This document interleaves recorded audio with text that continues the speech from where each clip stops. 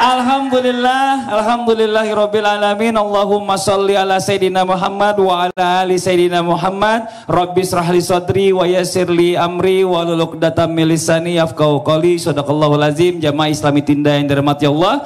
Masyaallah, alhamdulillah. Hari ini kita ketemu lagi di Islami Twinda dan terima kasih banyak buat jamaah dari Lampung yang sudah mampir ke studio. Tepuk tangan dulu dong buat jamaah dari Lampung. Makasih banyak. Dan sebelum kita mendengarkan tausiah dari guru-guru kita lihat dulu ada berita viral tentang helikopter terjatuh di Bali. Ini ditayangannya.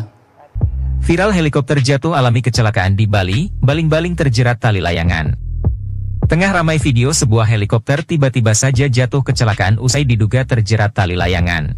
Hal itu kini ramai usai diunggah di sosial media, salah satunya akun Instagram @punapibali pada Jumat, 19 Juli 2024. Sebuah helikopter jatuh di daerah Suluban Pecatu, Kuta Selatan. Innalillahi, Mas Fadli. Innalillahi wa inna ilaihi raji'un. Ya Allah, ya, Ibu. Bisa-bisanya ya sampai kena tali layangan. Iya. Lagian, kenapa terbang rendah, Mas Fadli? Allah, Ibu, namanya juga musibah, Bu. Kadang kita jalan aja kesandung. Iya. Ini kan kita namanya musibah, kita nggak bisa tebak kapan datangnya. Tapi itu kan bagian dari takdir. Benar nggak Ustadz Maulana? Gini. Bisa saya geser? Oh bisa Bu. Bisa Pak. Iya, bisa Bu lagi. Buat kita semua, atas takdir yang Allah tetapkan pada kita harus ridho. Ridho. Enggak ridho? Apa tuh Ustadz? Ridho itu menerima. Oh, menerima ketentuan yang Allah sudah tetapkan. Ketika kita menerima ketentuan takdir yang sudah ditetapkan atas apapun, maka kita akan diberikan apa? Pahala yang mengalir.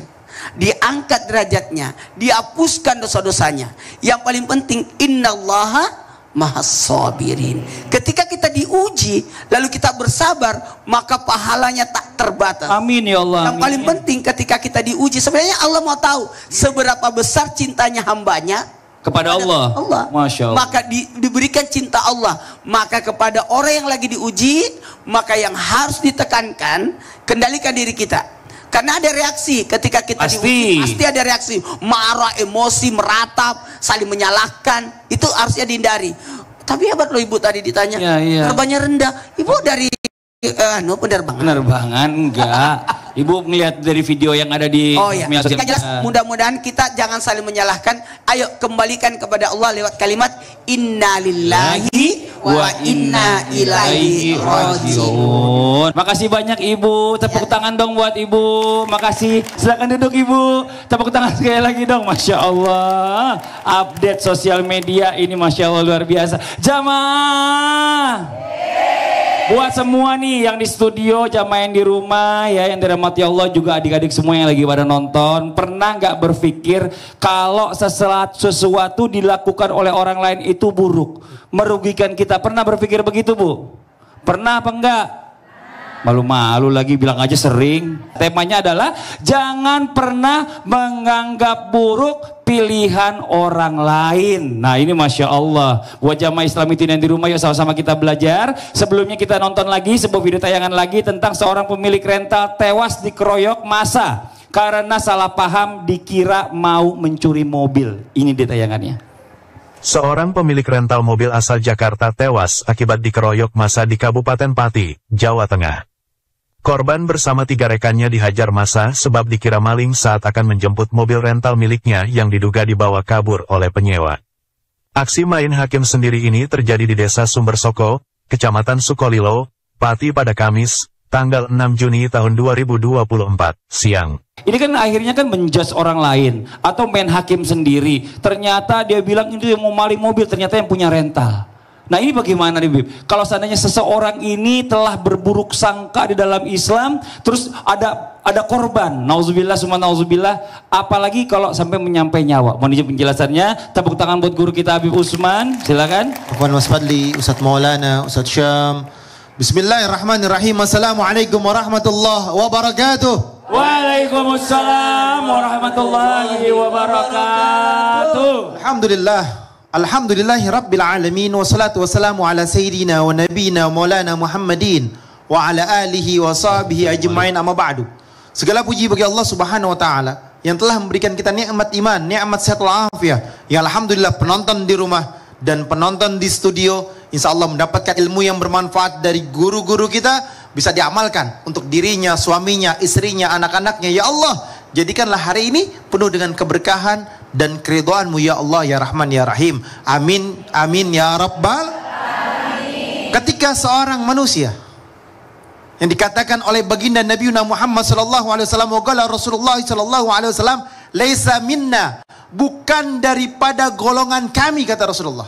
Man latamal khudud, siapa orang mereka yang menampar temannya ataupun menampar orang lain, memukul orang lain, bahkan dia memukul dengan keras atau gebugin, bahkan sampai menghilangkan nyawanya, bukan daripada golongannya Rasulullah, bukan daripada umatnya Nabi Muhammad SAW.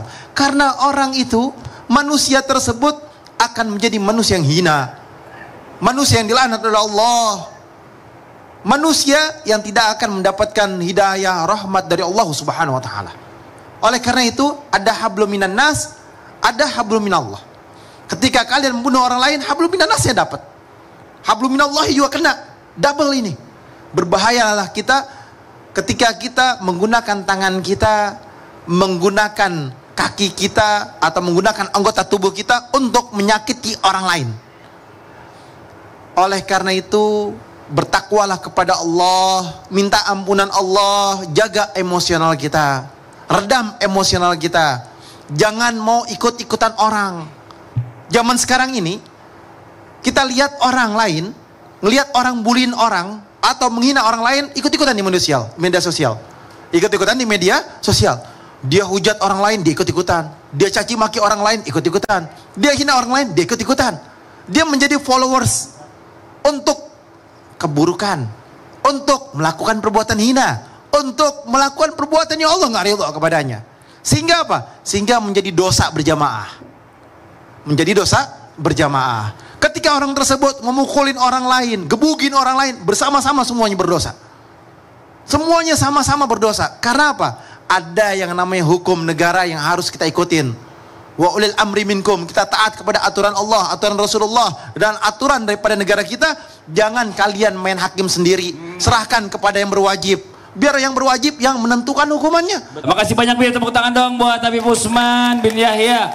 Terima kasih banyak. Nah, sekarang kita lanjut lagi. Ibu, Bapak, Abang. Iya, kumisan ini Abang. Udah Abang berarti. Ini Masya Allah. Kadang-kadang pernah nggak berpikiran buruk sama pasangan? Atau berprasangka buruk sama pasangan, pernah Bu? Paling sering apa Bu? Suaminya kawin lagi mikirnya ya. Nauzubillah summa nauzubillah. Tapi kadang-kadang sebagai suami ini kadang-kadang suka bingung juga. Dikasih pilihan ya, yang mana yang harus diselamatkan? Anak atau istri? Kira-kira yang mana yang perlu diselamatkan? Bu, dua-duanya. Kalau cuma satu, anak ibu bener ngalah. Yakin? Coba kita panggil Ustadz Syam. Yakin, nih, Bu? ngomong anak sih, tolongin anak aja. Menuju penjelasannya, tepuk tangan buat Ustadz Syam. Tapi guruku Habib Usman, Ustadz Maulana, Mas Fadli, serta guru-guru kami melakukan Allah Subhanahu wa taala Al-Quran surah At-Tahrim ayat 6. A'udzu billahi minasy syaithanir rajim. Allah ya ayyuhalladzina amanu qu anfusakum wa ahlikum nara وقودها الناس والحجارة عليها ملائكة غلاظ شداد لا يعصون الله ما أمرهم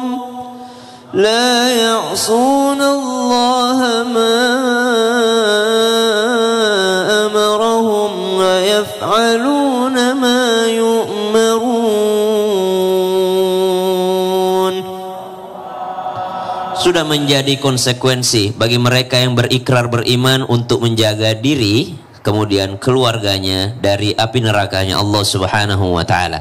Namun sebelum kita berbicara tentang api neraka, mari kita sedikit berbicara tentang kisah tentang api dunia. Dikisahkan ada sebuah pelajaran dan dari seorang dosen kepada mahasiswanya. Kata dosen ini, suatu ketika ada seorang laki-laki dan seorang perempuan, suami istri yang terjebak di sebuah gedung. Tiba-tiba gedung ini terbakar. Lalu ternyata datanglah helikopter penyelamat di atas gedung tersebut. Segera sang laki-laki melompat ke atas helikopter dan ternyata tersisa hanya satu kursi di helikopter tersebut. Maka ditinggallah sang istri tersebut terbakar. Sebelum terbakar sang istri berteriak. Kira-kira kalau jamaah ditanya apa yang diteriakkan oleh perempuan tersebut? Kamu jahat, kamu tega sekali meninggalkan saya, kamu benar-benar tega. Apakah itu yang diteriakkan? Kemudian sang mahasiswa menjawab, betul. Tiba-tiba ada seorang mahasiswa yang terdiam di belakang. Kemudian sang dosen bertanya, kenapa engkau terdiam? Apa kira-kira jawaban daripada mahasiswi tersebut? Dia katakan, sang ibu tadi akan berkata, pergilah mas dan jagalah anak-anakku untukku. Subhanallah. Kata dosen ini, apakah engkau pernah mendengar kisah ini sebelumnya? Kata mahasiswi tersebut, saya belum pernah. Tapi ini adalah kata-kata ibuku sebelum meninggal dunia karena kena cancer. Subhanallah. Ibuku bilang ke bapakku, jagalah anak-anak kita, biarlah saya jalan duluan. Subhanallah. Suatu ketika sang anak tadi yang dirawat oleh sang ayah sendirian membuka daripada buku harian daripada ayahandanya. Dia melihat tulisan daripada ayahnya. Sungguh miris sekali. Sangat ingin aku bersanding denganmu di helikopter tersebut. Namun ternyata aku harus berangkat sendirian. Aku ingin sekali bersamamu. Namun ternyata kita harus berpisah untuk sementara di dunia ini. Karena ternyata pada saat itu sang suami dan sang istrinya sedang menjalani daripada pengobatan di cancer stadium 4-nya. Subhanallah. Maka dia mengatakan, berangkatlah, engkau jagalah anak-anak. Dari kisah ini kita mengambil pelajaran bahwasanya ternyata apa yang kita lihat belum tentu sesuai dengan kenyataan. Kadangkala kita mengatakan jahat sekali sang suami meninggalkan sang istri, padahal ternyata sang istrilah yang meminta. Kenapa? Karena kesempatan hidupnya mungkin sangat tipis, kesempatan sembuhnya mungkin sangat tipis, sehingga dia mengorbankan dirinya untuk anak-anak dan suaminya. Dari sini juga kita mengambil pelajaran bahwa Islam sangat menjaga nyawa seseorang. Siapapun dia mesti diselamatkan, hatta itu orang kafir, hatta itu di luar daripada Islam. Kenapa? Kalau udah urusan nyawa, Islam sangat menghargai nyawa. Lihat bagaimana dalam peperangan, Islam tidak pernah membiarkan tawanannya kelaparan. Bahkan kalau pasukan Islam sedang makan, maka tawanan juga dikasih makan yang sama seperti pasukan Islam. Dari sini kita melihat Islam tidak pernah mengajarkan mengorbankan nyawa manapun, bahkan hewan sekalipun diberikan kasih sayang. Itulah ajaran Islam sesungguhnya. Makasih banyak Ustaz Syam, tepuk tangan buat Ustaz Syam. Masya Allah.